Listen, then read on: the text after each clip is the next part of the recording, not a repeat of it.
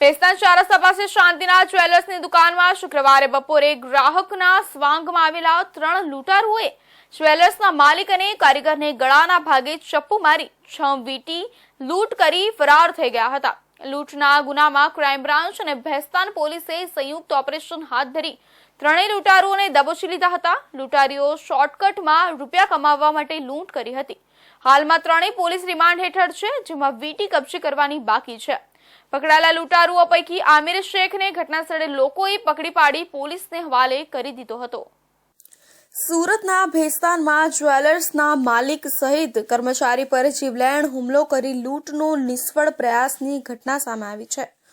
આમ પોલીસે ગણતરીના કલાકોમાં ગુનાનો ભેદ ઉકેલ્યો હતો અને 3 આરોપીઓની પોલીસે ધરપકડ કરી છે। ઘટનાના સમયે એક આરોપીને ઝડપી પડાયો હતો।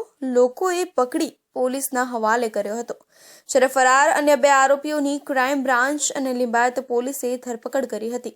આરોપી આમિર ઇસાદ અંસારી, દિલનવાઝ માશુક, અહેમદ રઝા અંસારીની ધરપકડ કરવામાં આવી છે।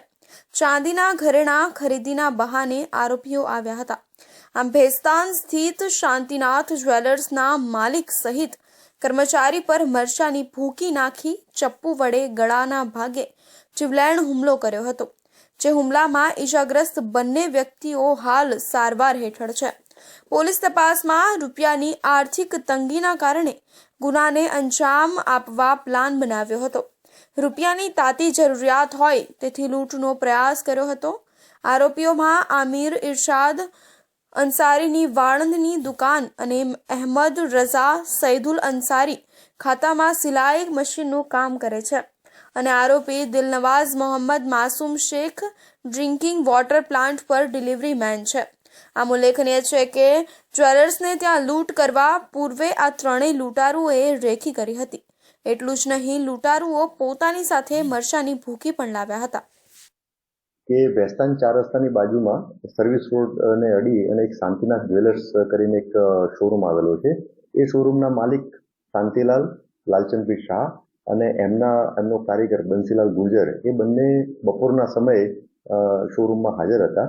એ દરમિયાન 3 ઈસમો આવી અને લગભગ બપોરના 2:30 વાગ્યાની આસપાસ એમણે ત્રણે આવી અને લગભગ 10 થી 15 મિનિટ ચાંદીના દાગીના જોયા અને ત્યારબાદ એમની પાસે જે હથિયારો હતા અને મરચાની ભૂકી હતી, પ્રથમ એમને મરચાની ભૂકી નાખી અને પછી હથિયાર, એટલે હથિયારમાં એમની પાસે છરી હતી। બંને છરીથી એમણે જે બંને માલિક અને જે કારીગર છે એમના ઉપર હુમલો કર્યો અને ગળાના ભાગે અને શરીરના બીજા ભાગે ઈજાઓ કરી।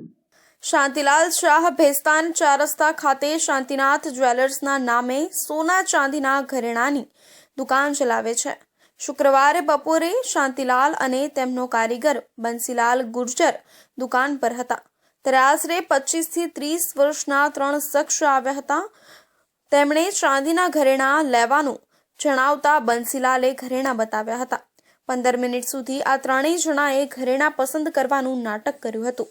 બાદમાં 3 પૈકીના 2 જણાએ અચાનક ચપ્પુ કાઢી માલિક શાંતિલાલ અને કારીગર બંસીલાલના ગળાના ભાગે ઘા મારી દીધું હતું અને આ ત્રણેય ઘરેણાની લૂંટ કરી ભાગ્યા હતા।